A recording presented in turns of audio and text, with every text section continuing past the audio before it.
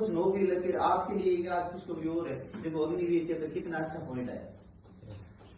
मैं तो ये मानता हूं कि जो लोग ये बोल रहे हैं ना कि अग्निवीर की नौकरी क्या करनी है, उनको ये एक अच्छा ऑप्शन है, उनको जवाब देने का अच्छा तरीका।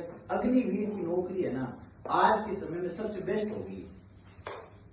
आर्मी या SSGD की जो भर्तियां होगी ना BSF वगैरह, उसमें 50% आरक्षण है।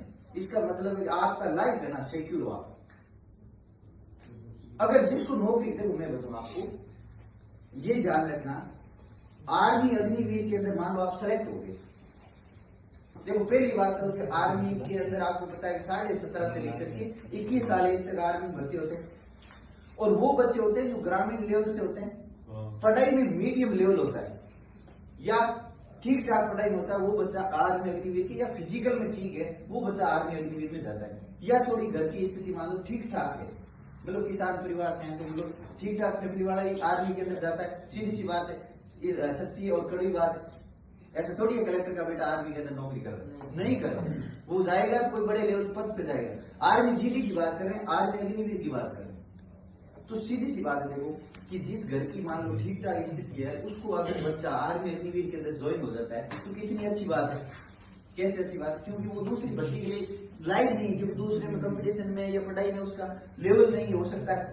तो उसको क्या है कि अग्निवीर ज्वाइन कर लेना चाहिए। अग्निवीर ज्वाइन की मान लो 17.5 मान लो एज से लेते हैं, तो मान लो आप 18 या 18.5 एज में या 19 साल की एज में मान लो भर्ती हो गई। 19 और 4 और जोड़ लो, कितने हो गई?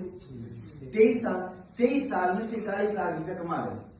और मैं लगभग जो भर्तियां होती है ना उसमें 23-25 साल पहले सिलेक्शन नहीं होता है। यानी 23 आपके पास कितनी मनी होगी?